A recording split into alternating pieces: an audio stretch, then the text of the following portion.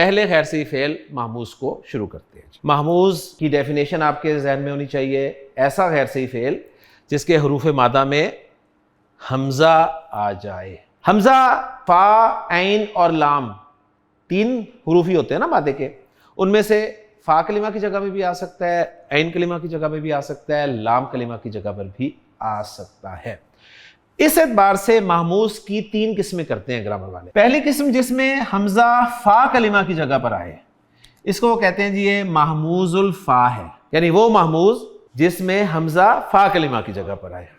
اب ایک میں نے بتا دیا تو 2 آپ خود بنا سکتے ہیں. دوسری قسم کیا ہو جائے گی؟ محموز العین، عین کلمہ کی جگہ پر حمزہ آ گیا. تیسری قسم بن جائے گی محموز اللام، لام کلمہ کی جگہ پر حمزہ. تو حمزہ فا کلمہ کی جگہ پہ بھی آ سکتا ہے، عین کلمہ کی جگہ پہ بھی آ سکتا ہے، لام کلمہ کی جگہ پر بھی آ سکتا ہے. تینوں جگہوں پہ آنے کے اعتبار سے الگ الگ ان کا نام پڑ گیا، مین نام محموز. اب ایک بہت اہم بات میں آپ کو بتانے لگا ہوں جو اصل محموز کا خلاصہ ہے یا نچوڑ ہے، وہ یہ ہے کہ جو تبدیلیاں ہوتی ہیں نا گردان میں، ماضی مضارع دونوں میں یا کسی ایک میں، وہ 99.99% محموز الفا میں ہوتی ہیں. محموز العین اور لام میں تبدیلیاں نہ ہونے کے برابر ہوتی ہیں، نہ ہونے کے برابر ہوتی ہیں. تو مین ٹاپک ہمارا محموز الفا ہوگا. اب محموز الفا کے مادے میں آپ کے ساتھ شیئر کروں گا، مختلف بابوں میں رکھ کر ہم اس کی پریکٹس کرتے ہیں. تو پہلا مادہ جو ہمارے پاس لکھا ہوا ہے وہ ہے حمزہ میم را. اس کو میں اس طرح لکھوں گا کیونکہ ہم حمزہ کس کو کہتے ہیں؟ وہ الف جس کے اوپر کوئی نہ کوئی حرکت ہو. تو یہ بن گیا جی حمزہ میم اور را. اور ثلاثی مجرد کی بات کر رہا ہوں تو باب نون سے استعمال ہوتا ہے.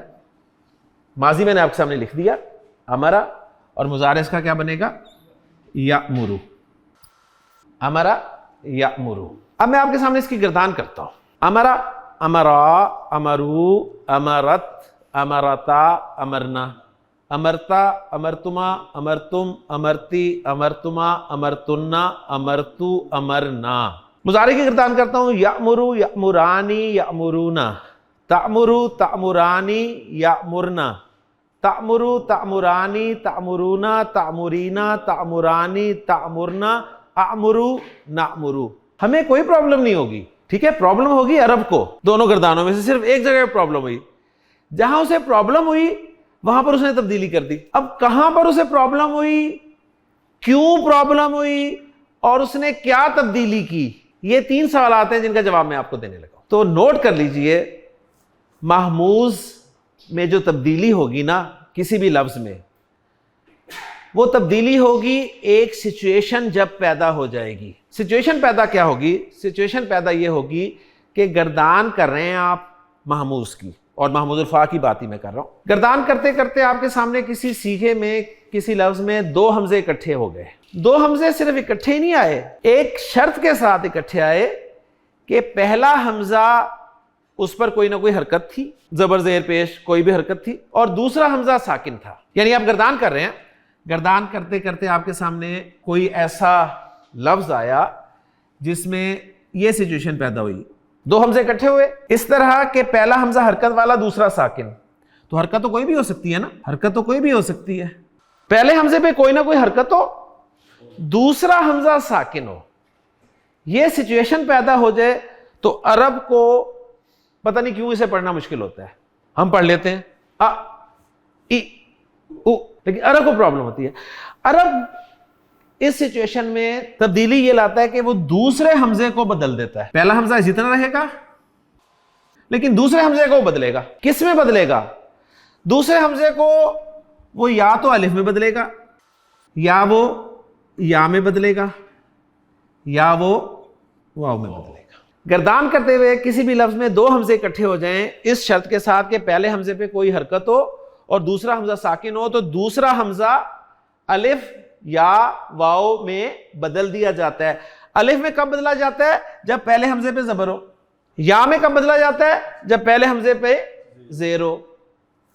واو میں کب بدلا جاتا ہے؟ جب پہلے حمزے پر پیش ہو. تو دیکھیں حمزہ پیش واو او، وہاں تھا او، انہوں نے کہا جی او ایزی ہو گیا. حمزہ زیر یا ای, حمزہ زبر الف آ.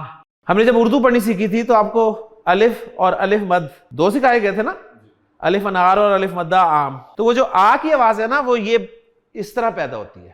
مصحف میں یہ الف مد اس طرح نہیں آپ کو لکھی ملے گی, مصحف میں آپ کو یہ اس طرح لکھی ہوئی ملے گی, یعنی الف کے اوپر کھڑی زبر. اب میں آپ کے سامنے دوبارہ گردان کرتا ہوں امرا یامرو کی. امرا امرا کوئی دو حمزے اکٹھے نہیں ہو رہے.